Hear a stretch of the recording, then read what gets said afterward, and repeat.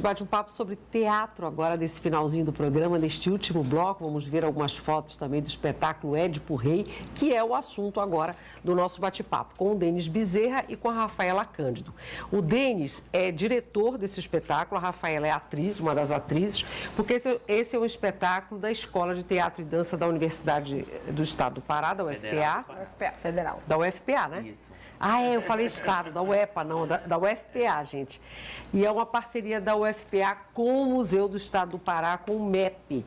E primeiro agradecer a vocês por terem vindo, né? É a segunda temporada desse espetáculo, que é muito bacana, porque a gente sabe que a primeira temporada deu muita gente, né? Muita gente foi lá assistir ao espetáculo, que é muito... Quem me disse isso, inclusive, foi o Sérgio, que é o diretor do MEP, falou: Renata, muita gente vai voltar ao espetáculo. Então, primeiro, a alegria de saber que foi um espetáculo muito prestigiado, né, Denis? Exatamente. A primeira temporada foi em maio, né? E assim, nós tivemos um público de 500 espectadores, né? Nessa primeira temporada, em 3 dias, de 6, sábado e domingo. E gente esperando, né? Nós tivemos 500 espectadores que assistiram, assim, uns 400 que ficaram de fora, olha né? só que bacana. Assistir, né? A que se deve esse sucesso, a despeito de ser a escola de dança, que é tradição, tem uma tradição e tal? O que você acha que Eu foi acho que são essa... vários fatores, né? Primeiro, por ser um clássico, né? Acho que a história do Édipo, e aí nós tivemos um público bem diverso, né? Da literatura, das artes, da psicologia, jovem, né? da filosofia, né? Então, como é uma obra que interage nessas diversas áreas do conhecimento, então tem essa demanda, mas também tem um público jovem, né? Eu acho que o espaço também do museu... É tão bonito, né? A divulgação foi grande. Né? Eu acho a qualidade do espetáculo. A qualidade, né? Isso o fator eu já também falei, ser né? gratuito. Porque sendo da escola de teatro da UFPA, já tem essa... Eu acho que também oferecer um espetáculo gratuitamente também, né? Então, acho que isso é uma forma de... Por exemplo, hoje nós vamos ter 20 alunos de uma escola pública lá do Tapanã, né? Uma professora de literatura disse: olha, eu quero levar meus alunos. Olha que massa. Ela dá aula para EJA, né? A gente pode levar, com certeza. Que bom. Né? Então, é uma forma... Ela disse: olha, eles nunca foram ao teatro, isso é uma oportunidade...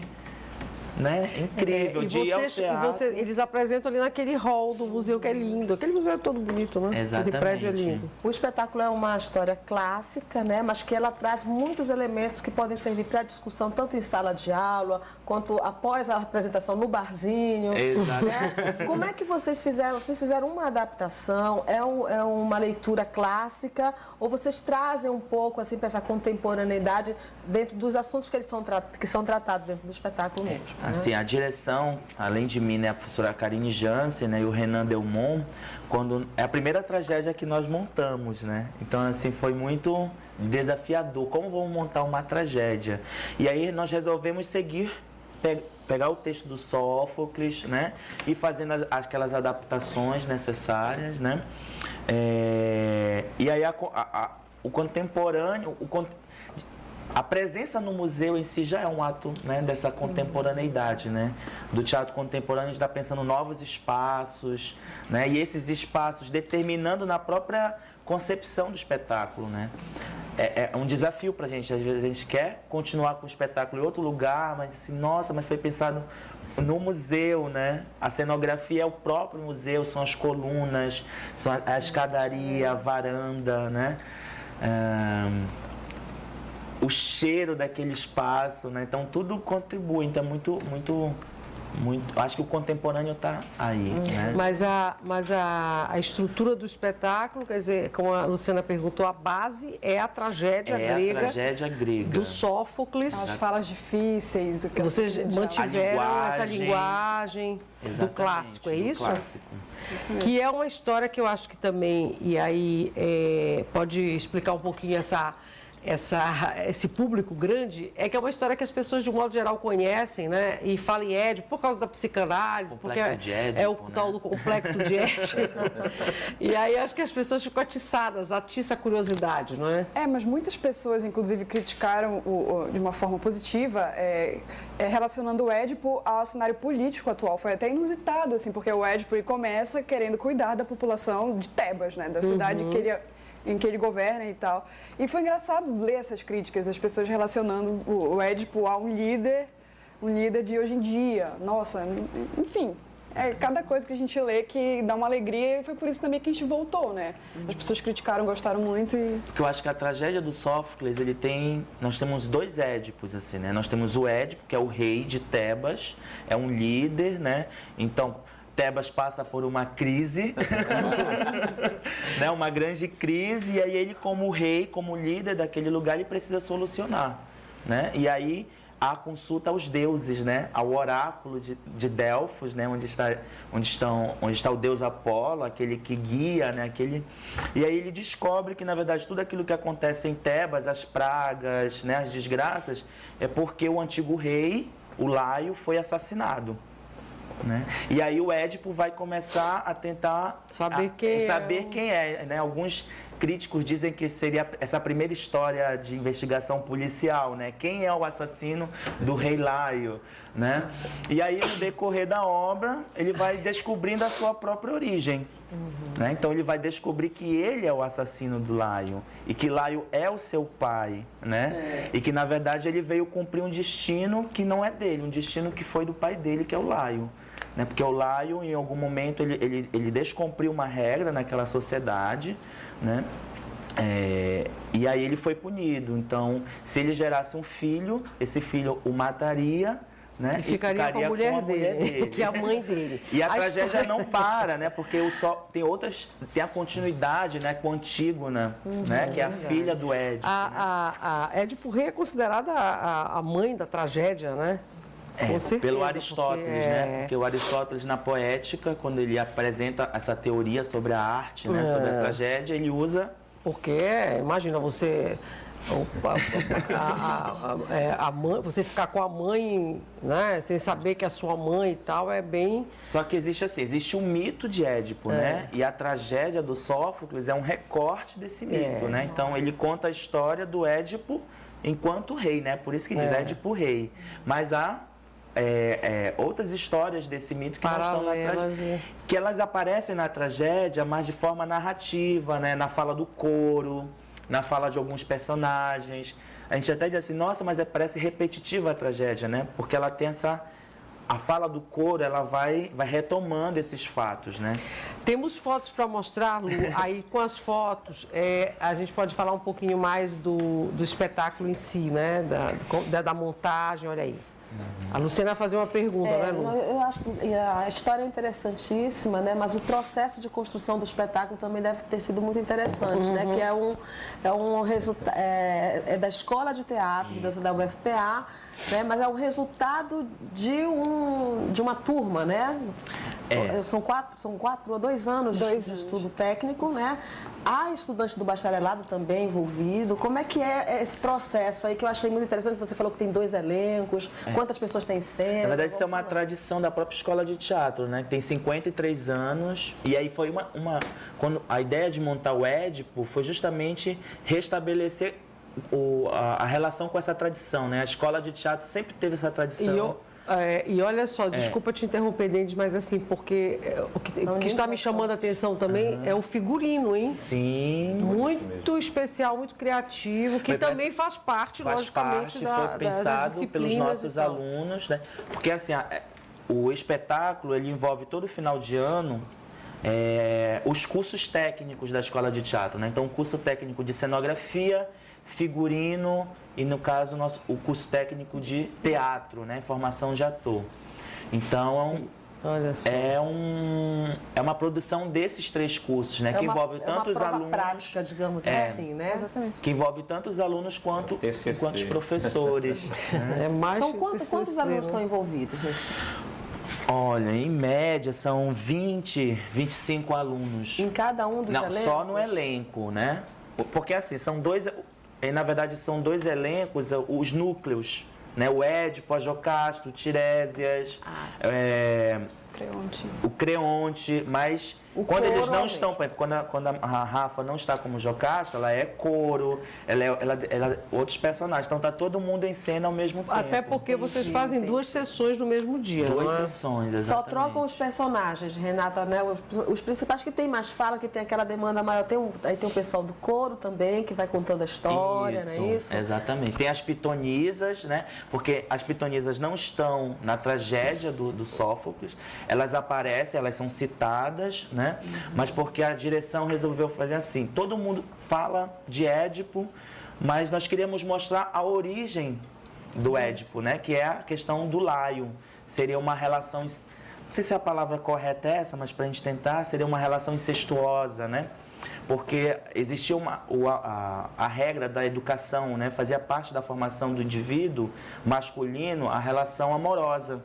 E aí o Laio, ele ficou responsável sobre a educação do Crísipo. Só que existia, se apaixonou. Na verdade, ele ficou responsável, só que ele quebra uma regra, porque ele se apaixona pelo Crísipo, né?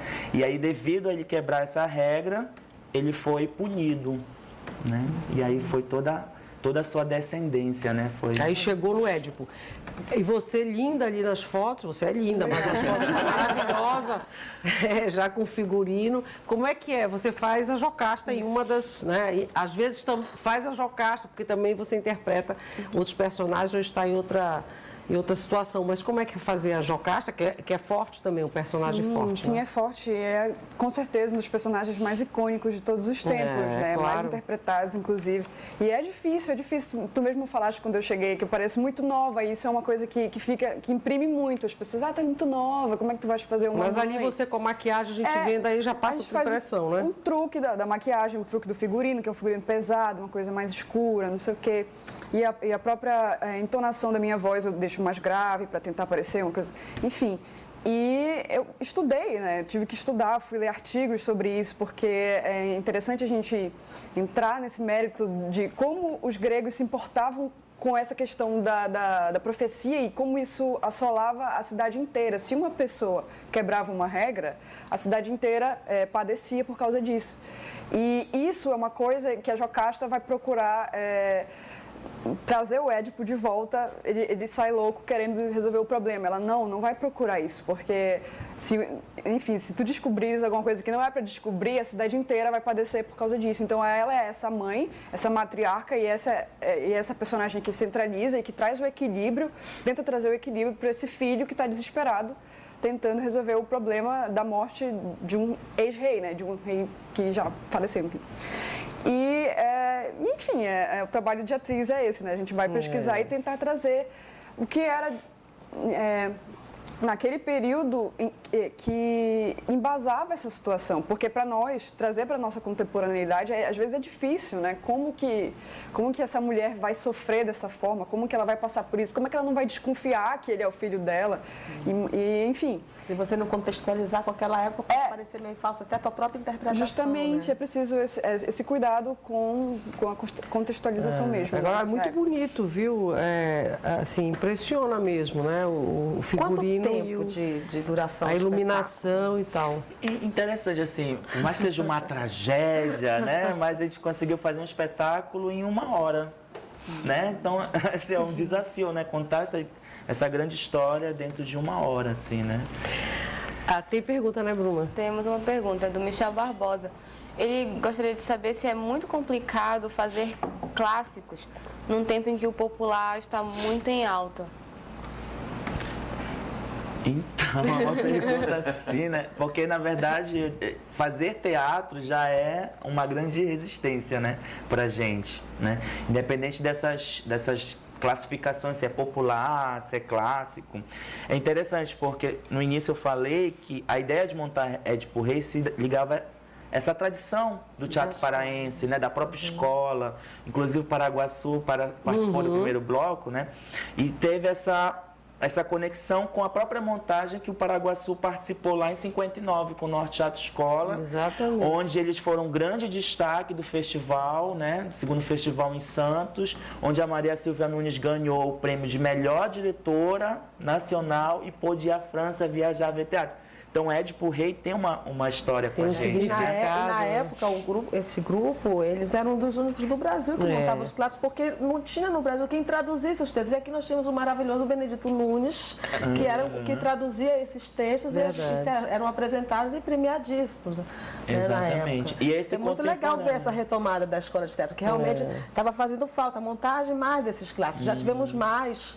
Né? E hoje em dia, esse popular é o contemporâneo, são as inovações. Eu acho que o teatro, essa origem, ela tem que estar realmente presente na nossa produção. Mas eu acho que o contemporâneo, né, na arte é esse lugar onde cabe tudo também, sim, né? Sim. Então nós temos uma tragédia que ela é contemporânea, né? Ela está aí. Interessante que você falou do figurino, a coroa do Édipo, né?